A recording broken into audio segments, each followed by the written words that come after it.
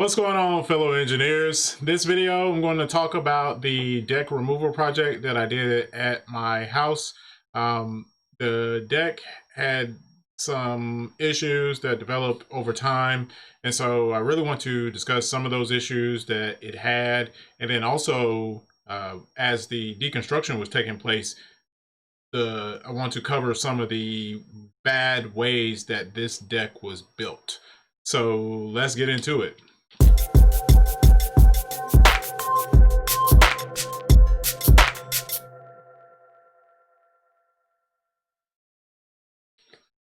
All right, so here is one angle of the deck. The deck is located in my backyard. This deck was already at the house that I'm currently in, and it was built by the previous homeowner according to one of the neighbors. And so, it held up and it did its job. As you see, it's probably not in the best of shape at this point. What you're seeing here is actually, though, a branch. Hurricane Sally came through the area that I'm in, and a branch that's a branch that is above the deck, or was above the deck, that is fell out of a nearby tree and landed on the deck. And as you can kind of tell a little bit here, that branch fell through the railing that is here. And so here's a better angle of it. And so it literally fell out of the tree. It broke off, I'm assuming, from the hurricane winds. I think it was gusting around 30 to 40 miles an hour. I could be wrong about that number. But this branch fell out of the tree. As you see, it's a healthy branch. But, smaller branches, of course, trees and hurricanes, trees usually don't always win. However, this tree is a popcorn tree, and so it's very flexible when it comes to sustaining winds. But as you see, it fell and landed directly on this railing that's here and literally broke it. So I did manage to get the branch there, but the railing still remained after the fact. And here is another angle of that. So here's the angle of where it fell out of the tree. As you can see, it just literally snapped. And this is, once I remove the branch, this is the remaining damage. As you see, the actual deck itself is pretty well fine, but just that railing is obviously seen better days. So I'm going to go ahead and start talking about the removal of this deck. As you see, this railing wasn't really the best of builds. From what I could tell, there was these banisters here were like pre-built boards, was a pre-built banister, and it was just attached in. And then you have your 4x4 post here, and the 4x4 post was attached to the skirting of the deck and not actually the structure of the deck. So that's one of the reasons why I wanted to tear this out, because even though this is a railing is here, as you can tell, the branch didn't have that branches while it was rather big, it didn't have much weight to it at that point, and the railing just gave way. So that was one major issue, safety. All right, so here is the next photo. What you see here, my dad has actually helped me out with this particular project. We went ahead and just kicked that part over because, like I said, it wasn't really holding up the way it should have been holding up. So the deck, overall, the construction of the deck was mostly well done. So we had, I believe, 2x6s that ran the span, and this is a 16x16 deck for those that are interested. I had the fire pit that I have at one point sitting on the deck and made a mistake, and it actually burned a hole in the deck. So that was another reason. I knew I needed to get rid of the deck, but that burning of the hole with the fire pit there kind of accelerated that need for that to happen. So it's like, hey, if it's gonna burn, might as well if you're gonna tear it out, might as well let it burn too a little bit. But so overall, 2x6 construction, great. What you are seeing here is what we did was cut the actual decking up into about maybe 6-foot lengths.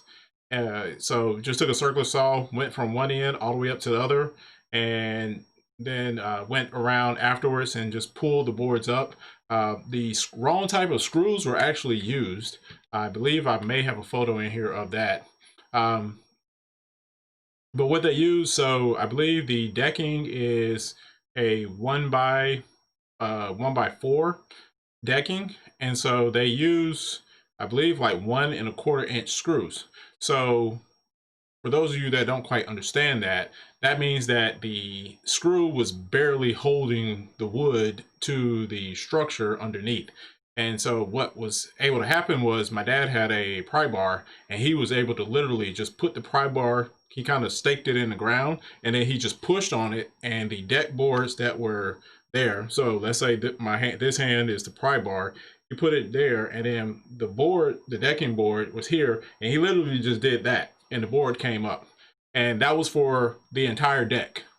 And so what the point of that that I want to point out is, if you're going to use uh, one by materials, then you need to use at least an 1.5 inch screw or longer to make sure that decking actually stays down.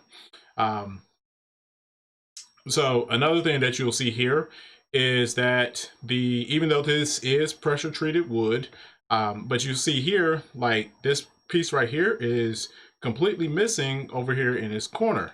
And the reason being that this is missing is because this was right next to the sidewalk path here, and there was no barrier to keep the wood out of the ground. So the wood was in direct contact with the ground for however many years or decades that this deck was here. And so as you see, it resulted in damage.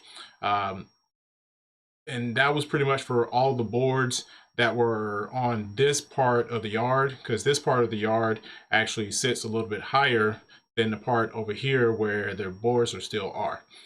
So all of that was rotted out and again needed to come up. Um, so when you're building your decking, you need to make sure that when you build it, that is not in direct contact with the ground. Now, the argument that I have with it is, okay, maybe he was building it so that the deck would be flush with the sidewalk. And I can fully agree with that. But when it comes to the lifespan of the deck, you want to, or the lifespan of the materials that you're using, you want to build it in a way that that lifespan can be maximized instead of, um, putting it at risk of damaging and shorten that life. In this particular scenario, what I believe should have been done is to get that deck to be the same level as the sidewalk, that the ground should have been dug down, some concrete footers or pavers have been placed, and then you have the pressure treated wood on top of those concrete pavers. And theoretically, with the dirt dug down enough, that dirt will not come back up and make contact with those pavers. Thus, they will last a bit longer than these have. So that was kind of like that with this entire deck. Um, and so I kind of have a photo here, and I was trying to see if I captured it, but the screws on here are not that long, and I wasn't able to capture it. One thing other that I noticed with this particular project is there were some kind of, well, unintentionally destroyed the habitat of this toad here. It's kind of difficult to see. As you see, he's blending in fairly well with the surrounding environment. But this is a toad, not a frog, because frogs live in water. And so there was this one, and then there was another one. I don't believe I got a picture of that one. I believe that one was um, a child of this particular toad here. So just be mindful that when you start digging up things, you may find stuff that you least expect. All right, and so here's the other side. Right up here at the top of the screen is where a tree is. That branch that I mentioned earlier fell out of this tree. And here's that photo of that other frog. As you see, rather difficult to see because it too is also blending in the environment, but this is it right here. And I had weeds and all that other stuff that was growing through the boards of the deck. And so as the deck was being removed, you see those weeds still there. Some of them are raspberry vines that are apparently a wild type species that grow around in my area. On that part of the deck, as you see here, this is the one end of the deck that is closest to the house. It is actually somewhat underneath the ground. Um, I believe I may have captured, I don't believe I captured a spot, but there was one spot of this deck on this end of the deck that one day I actually was walking and I stepped on the board, the decking board, and my foot went through the decking board. And so it didn't, thankfully there's ground, the ground wasn't too far. I think the ground was probably like another inch or two underneath that decking board, but when I stepped through it, it was kind of like a, oh my gosh, I'm gonna fall through type moment. But that further, that is one of the other reasons that I decided, hey, this deck needs to go. And what I did not realize, but as part of this deconstruction, I did realize, what I didn't realize when I stepped on it, that is, but uh, was that the water was wicking up from the deck board that was here, and then it transferred over to the the water wicked up from the vertical board, and then it started rotting out the horizontal boards. And so that was like a perfect storm, you know, it's of decay, if you will. And so that, you know, very hazardous situation if you're not conscious about it. But ultimately the deck, like I say, had to go. And you can see some of that evidence here of it rotting out. All of this right here is rot from it sitting directly on the ground. Now, this is that other end that I said was mostly out of the ground. And even here, you can still see it kind of rotted, but once we got the board removed, you know, it held up better compared to some of the other boards that were underneath here. These biscuit pans came from the fire pit that I had there. I was using them in that. And I do believe some other critters were living underneath the deck because I had some landscape fabric out and somehow that landscape fabric managed to get under the deck. So something was living under this deck at some point and kind of built a nest. And I think that's kind of how you got this thing here. So back to the original point, the deck did not secure animals from going underneath it and living. So that's another problem with it, that if you're going to build a structure, especially a structure that is low to the ground, smaller critters like rats, possums, cats, they like that cozy type environment where they can get in, and it's difficult for other animals to get in. But if they do get in, you know, they'll stay in there as long as they feel like it, or as long as it takes to raise their offspring in that type of space. So if you're building a deck like this, make sure, you know, especially if it's within like a foot or two of the ground, that you have some type of lattice or chicken wire or wire mesh or something that prevents animals from going underneath and building a home, because that can also, depending on the animal, can also cause further damage to the deck. So once majority of everything was removed, it was set curbside. Here where I'm at, the city will pick up all this wood that you know, construction debris and stuff like that if you sit it out next to the curb. So I do have some other pieces here. These are the far side joists, and this end of the joist that they had was fairly held up fairly well. It too was sitting on, I believe it was a pressure treated 2x6 that was held horizontally, and then it was stacked up. Excuse me, it was a smaller pressure treated 2x6, so like a block, and it's not a full board. And then that block was set on, boards were set on top of that block. So again, you have wood sitting directly on in contact with the ground, which is a no-no, and that ultimately rotted out. This end, as you see here, that double, I believe this is a double 2x6 on this end here, was completely destroyed. Like I was able to literally just hit it with, I believe, a breaker bar, or I may have even just kicked it with my foot really hard, and it just split.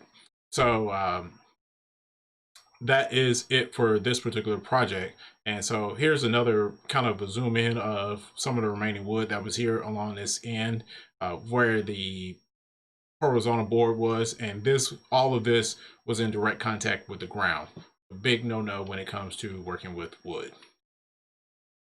All right, so that is it for this video. Hopefully you have learned a little bit about how to not build a deck Again, I did not build this deck. This deck was built by the previous homeowner, and I wanted to share this as a, not necessarily to shame the previous homeowner, but more so as a learning opportunity for you to be able to apply this knowledge to any woodworking outdoor, especially outdoor woodworking projects that you may be doing.